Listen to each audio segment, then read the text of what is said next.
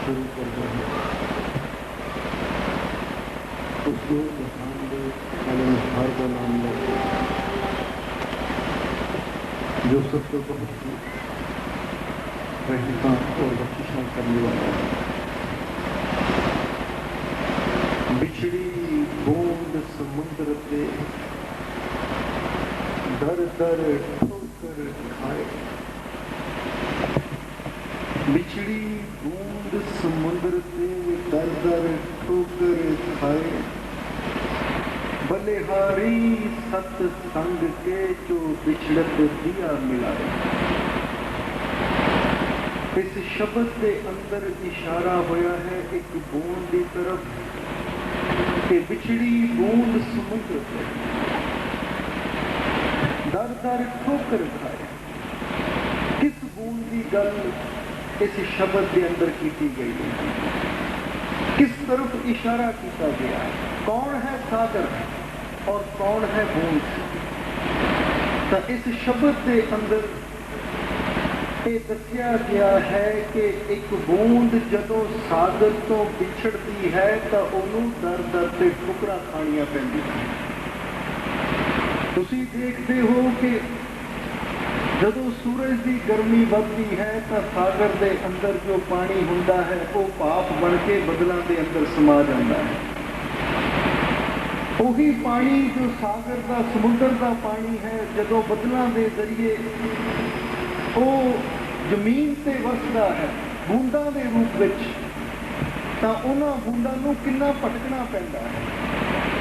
कोई गंदे नाले च गिरदियां है, कोई बंजर भूमि से गिरदियां है, कोई पत्थरों ऊपर गिरदियां है, तो कई जाके नदी के अंदर गिरदियां है। और जिहड़ी बूंद नदी च गिरती है वही वापस सागर तक पहुंचती है। जो तालाब के अंदर गिर गई, गंदे छप्पड़ से गिर गई, उसका जीवन तो उत्थे ही नष्ट हो जाता है। इसलिए इस शब्द के विच भी यही इशारा किया गया है कि बिछड़ी बूंद समुद्र पे दर दर ठोकर खाए। पर इस शब्द च जिहड़ी बूंद बारे या जिहड़े सागर बारे दसिया गया है वो सागर दुनियावी सागर नहीं है। वो बूंद ये पानी की बूंद नहीं है। वो सागर है, वो अनंत परमात्मा, वो परमेश्वर, वो परमानंद है। और वो बूंद है इंसान की आत्मा जो कि इस पंज तत्व बने हुए शरीर के अंदर वास करती है। जिस वेले ये आत्मा परमात्मा तो विछड़ के इस संसार में आती है तो इसनूं बड़ियां ठोकरां खानियां पैंदियां, बड़े दुख, बड़ियां तकलीफां, बड़ियां परेशानियां का इस आत्मा नूं, इस रूह नूं इस वजूद अंदर आके सामना करना पैंदा है। इसलिए दसिया कि बिछड़ी बूंद समुद्र ते दर दर ठोकर खाए। अज इंसान की जिंदगी नूं देख लो कि इंसान भी ठोकरां खा रहा है, दुखी जीवन जी रहा है। जिधर भी इंसान चाहता है मैनू कामयाबी मिले, सफलता मिले, कामयाबी नहीं मिलती, उल्टा ठोकर लग जाती है, असफलता ही हाथ जाती है। तो दर दर से इंसान कभी इधर जाता है कामयाबी की तलाश में, कभी उधर जाता है, यानी कई दिशावां च इंसान अपनी कामयाबी की खातर, अपने सुखों की खातर दौड़ता है, पर कामयाबी या सुख हाथ नहीं आते, उल्टा दुखों दी ठोकरां ही पैंदियां। तो जिस वेले रूह आत्मा परमात्मा तो जुदा होकर शरीर अंदर आ गई तो बचपन तो लैके अंत तक, बुढ़ापे तक इंसान दुखों दी ही ठोकरां खांदा है, दर दर ठोकर खाए।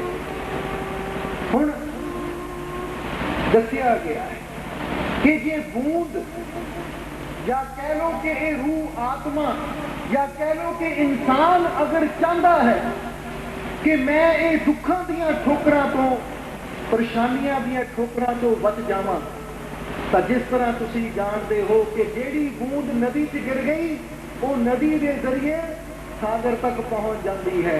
इसी तरह अगर इंसान चाहता है कि मैं दुखों दियां ठोकरां तो बच जावां, तो इंसान रूपी इस बूंद नूं वापस उस परमात्मा रूपी सागर नाल जोड़ना पड़ेगा, क्योंकि बिना उस नाल जुड़िया इंसान के जीवन च कभी आनंद नहीं आ सकता, इंसान के जीवन च कभी सुख नहीं आ सकता। इसलिए बेशक इंसान दशा दिशावां च दौड़ लवे पर दुख का अंत नहीं होएगा। पर एक दिशा ऐसी है, एक मंजिल ऐसी है, एक घर ऐसा है कि अगर इंसान उधर तुर पवे तो इंसान के सारे दुख हौली हौली नष्ट होंदे चले जाते हैं। और जदों इंसान मंजिल से पहुंच जाता है तो सारे दुखों तो मुक्त हो जाता है और इंसान का जीवन आनंद नाल भर जाता है। और वो एक घर केड़ा है, असली ठिकाना, वो दिशा केड़ी है? वो है वो सागर की दिशा। सागर यानी परमात्मा, वो प्रभु, वो परमानंद। जिस वेले इंसान रूपी ये बूंद वापस अपने मालिक सागर रूपी यानी परमात्मा की तरफ तुर पैंदा है इंसान, तो इंसान के जीवन के सारे दुख धीरे धीरे खत्म होंदे होंदे एक दिन ऐसा आता है जदों इंसान सारे दुखों तो मुक्त हो जाता है। और ये मेल कौन करवाता है? वो मंजिल जिससे पहुंच के सानू दुखों तो मुक्ति मिलनी है, साडे जीवन च खुशियां आनियां है, उस मंजिल तक सानू कौन पहुंचा सकता है? कौन सानू विछड़िया नू दोबारा मिला सकता है? उहदे बारे ही दसिया है कि विछड़ी बूंद समुद्र से दर दर ठोकर खाए, बलिहारी सतसंग से जो बिछड़त देत मिलाए। बिछड़िया नू मिलान वाला कौन है? ये बूंद जो परमात्मा रूपी समुद्र तो जुदा हो चुकी है, ये इंसान जो प्रभु नू भुल चुका है, प्रभु तो बिछड़ चुका है, इनू कौन प्रभु नाल मिलाएगा? वो है सतसंगत। जो भी इंसान आके सतसंगत विच बैठता है, ये सतसंगत एक नदी के समान है। जो भी सतसंगत विच बैठ गया, समझ लो इस तरह जेड़ी बूंद नदी च गिर गई, वो नदी वगदी हुई सीधी सागर तक जाती है, वो बूंद भी नाल ही सागर विच लीन हो जाती है। इसी तरह सतसंगत भी एक नदी है जो बिछड़ियां नू मिलाती है। जो आके प्राणी प्रेम दे नाल सतसंगत दे विच बैठ गया, ये सतसंगत वो बिछड़े हुए नू वापस प्रभु दे नाल मिला दिंदी है। इसलिए क्या बलिहारी, बलिहार जावा, कुर्बान जावा, कुर्बान जावा मैं सतसंगत से, क्योंकि सतसंगत ही है जो बिछड़त देत मिलाए, जेड़ी बिछड़िया नू मिलाती है, जो भुलिया नू रास्ता दिखाती है। क्योंकि जो सतसंगत विच बैठते हैं वो फिर कभी भटकते नहीं है, उन्होंने सही दिशा मिल जाती है, सही रास्ता मिल जाता है। और जिस वेले एक बार सही रास्ता मिल गया तो फिर मंजिल भी इंसान नू जरूर मिल जाती है।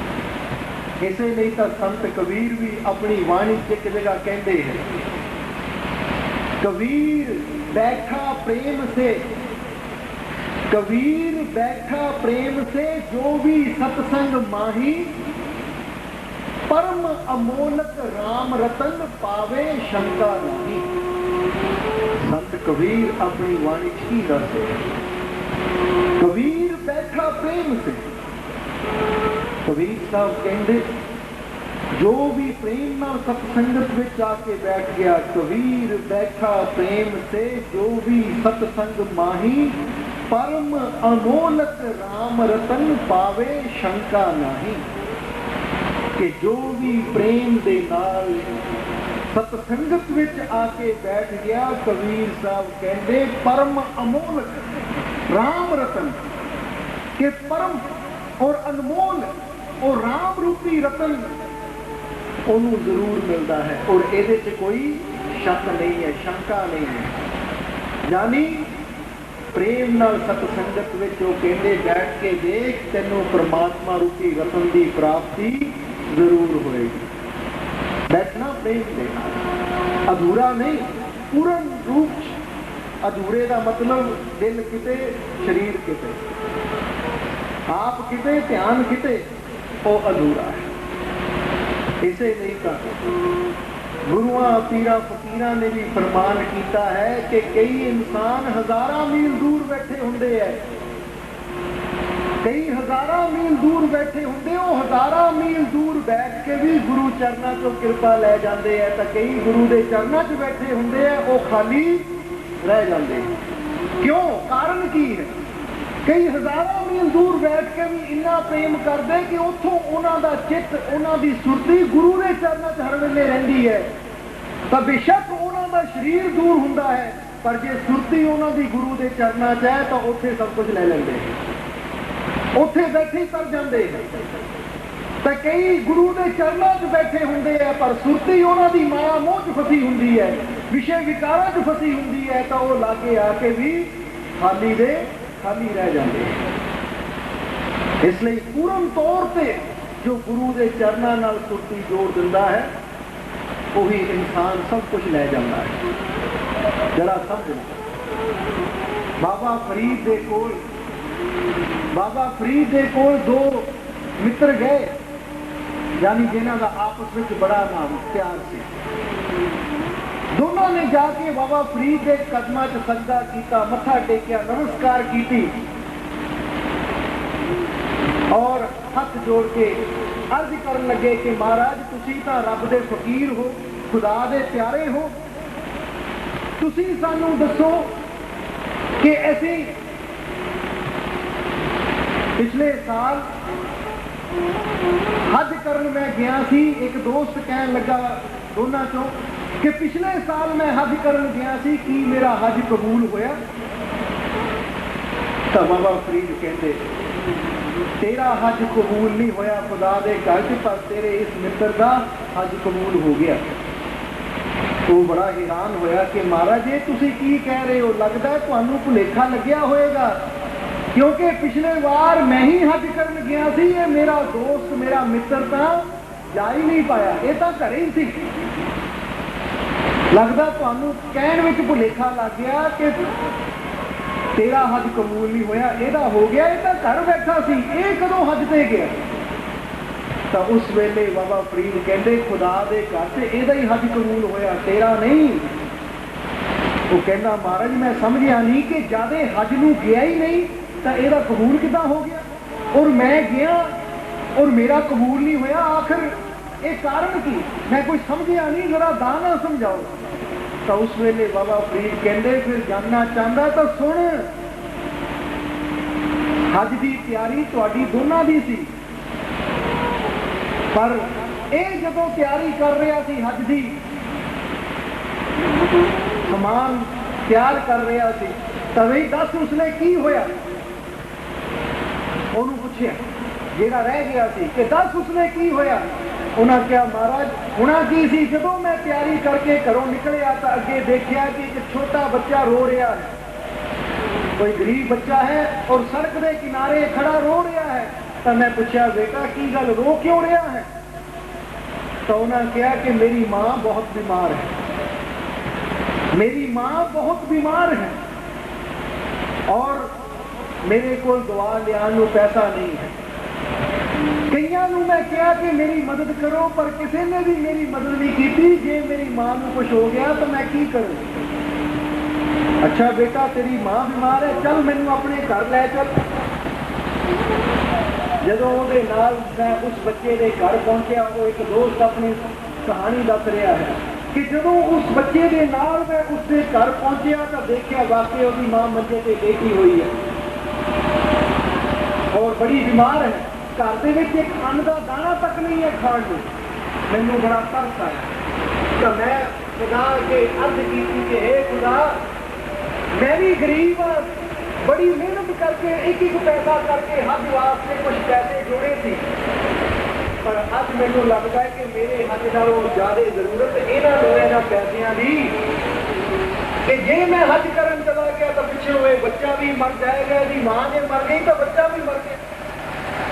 इसलिए रब्बा मैनू माफ करी, इस साल मैं हज नहीं कर सकता क्योंकि ये पैसा मैं इन्हों देन लग गया। मानी मन माफी मंगी रब तो, और वो जो पैसा जेब च पाया सी वो बच्चे के हाथ से रखा कि बेटा आ ले पैसे, बाकी तू फिक्र ना कर, मैं हुणे वैद नूं लैके आंदा। गया वैद नूं लियांदा और कुछ खाण नूं भी लियांदा, बच्चे नूं भी भोजन करवाया, ਉਹਦੀ ਮਾਂ ਬਿਮਾਰ ਸੀ, ਉਹਨੂੰ ਭੋਜਨ ਕਰਵਾਇਆ। ਜਦੋਂ ਪੇਟ 'ਚ ਰੋਟੀ ਗਈ ਤਾਂ ਤੁਹਾਨੂੰ ਵੀ ਪਤਾ ਹੈ ਕਿ ਚੰਗਾ ਭਲਾ ਤੰਦਰੁਸਤ ਇਨਸਾਨ ਵੀ 2 ਦਿਨ ਭੋਜਨ ਨਾ ਕਰੇ ਤਾਂ ਉਹ ਵੀ ਬਿਮਾਰ ਹੋ ਜਾਂਦਾ ਹੈ। ਜਦੋਂ ਭੋਜਨ ਪੇਟ ਜਾਂਦਾ ਹੈ, ਤਾਕਤ ਮਿਲਦੀ ਹੈ, ਤਾਂ ਬਿਮਾਰ ਇਨਸਾਨ ਵੀ ਤੰਦਰੁਸਤ ਹੋਣਾ ਸ਼ੁਰੂ ਹੋ ਜਾਂਦਾ ਹੈ। ਥੋੜੀ ਜਾਨ 'ਚ ਜਾਨ ਆਈ, ਜ਼ਹਿਰ ਦੀ ਦਵਾਈ ਜਦੋਂ ਖੁਰਾਕ ਦਿੱਤੀ ਗਈ ਤਾਂ ਫਰਕ ਪਿਆ। ਜੋ ਵੈਦ ਦੇ ਪੈਸੇ ਬਣਦੇ ਸੀ ਦਵਾ ਦਾਰੂ ਦੇ, ਉਹ ਵੀ ਦਿੱਤੇ, ਔਰ ਬਾਕੀ ਜੋ ਪੈਸੇ ਸੀ ਬੇਟੇ ਨੂੰ ਦੇ ਦਿੱਤੇ ਕਿ ਬੱਚਾ ਤੂੰ ਰੱਖ ਲੈ, ਪਤਾ ਨਹੀਂ ਫਿਰ ਕਦੀ ਕਿਤੋਂ ਲੋੜ ਪੈ ਜਾਏ। ਔਰ ਕਹਿ ਕੇ ਉਹ ਪ੍ਰਭੂ ਦਾ ਸਿਮਰਨ ਕਰਦਾ ਹੋਇਆ ਘਰ ਨੂੰ ਤੁਰ ਪਿਆ। ਜਦੋਂ ਤੁਰਿਆ ਤਾਂ ਬੱਚਾ ਜਾਂਦੇ ਹੋਏ ਨੂੰ ਦੇਖ ਰਿਹਾ ਕਿ ਇਹ ਕੋਈ ਇਨਸਾਨ ਹੈ ਜੋ ਕਿ ਰੱਬ ਦਾ ਫਰਿਸ਼ਤਾ, ਕੋਈ ਦੇਵਤਾ ਜਿਹੜਾ ਸਾਡੇ ਗਰੀਬਾਂ ਦੀ ਇੰਨੀ ਮਦਦ ਕਰ ਗਿਆ। ਹੁਣ ਉਹ ਚਲਾ ਗਿਆ ਔਰ ਸਿੱਧਾ ਦੱਸ ਰਿਹਾ ਹੈ ਕਿ ਮੈਂ ਆਪਣੇ ਇਸ ਮਿੱਤਰ ਕੋਲ ਗਿਆ ਔਰ ਇਹਨੂੰ ਕਿਹਾ ਬਈ ਇਸ ਵਾਰ ਮੈਂ ਹੱਜ ਤੇ ਨਹੀਂ ਜਾ ਸਕਦਾ, ਕਿ ਜੋ ਮੈਂ ਹੱਜ ਵਾਸਤੇ ਖਰਚ ਜੋੜਿਆ ਸੀ ਉਹ ਮੈਨੂੰ ਕਿਤੇ ਲੋੜ ਪੈ ਗਈ, ਮੈਂ ਉੱਧਰ ਖਰਚ ਦਿੱਤਾ, ਇਸ ਵਾਰ ਤੂੰ ਜਾਇਆ, ਮੈਂ ਅਗਲੀ ਵਾਰ ਜਾਣਾ। ਇਸ ਲਈ ਉਹ ਦੱਸ ਰਿਹਾ ਹੈ ਕਿ ਮਹਾਰਾਜ ਆਹ ਕਾਰਨ ਬਣਿਆ ਸੀ ਜੋ ਮੈਂ ਹੱਜ ਨੂੰ ਨਹੀਂ ਜਾ ਸਕਿਆ, ਇਸ ਲਈ ਇਹ ਇਕੱਲਾ ਹੀ ਹੱਜ ਨੂੰ ਗਿਆ। ਬਾਬਾ ਫਰੀਦ ਕਹਿੰਦੇ ਬਸ ਤੇਰੀ ਇਹੀ ਨੇਕੀ ਉਹ ਰੱਬ ਨੂੰ ਇੰਨੀ ਪਸੰਦ ਆਈ ਕਿ ਤੇਰਾ ਘਰ ਬੈਠੇ ਦਾ ਹੀ ਹੱਜ ਕਬੂਲ ਹੋ ਗਿਆ। ਕਿਉਂਕਿ ਕਿਸੇ ਗਰੀਬ ਦੀ ਮਦਦ ਕਰ ਦੇਣਾ, ਕਿਸੇ ਭੁੱਖੇ ਨੂੰ ਭੋਜਨ ਦੇ ਦੇਣਾ ਵੀ ਕੋਈ ਭਗਤੀ ਤੋਂ, ਪੂਜਾ ਤੋਂ, ਹੱਜ ਤੋਂ, ਤੀਰਥ ਯਾਤਰਾ ਤੋਂ ਘੱਟ ਨਹੀਂ ਹੈ, ਬਲਕਿ ਕਿਸੇ ਭੁੱਖੇ ਦੇ ਪੇਟ ਨੂੰ ਭੋਜਨ ਦੇ ਦੇਣਾ, ਨੰਗੇ ਦੇ ਤਨ ਨੂੰ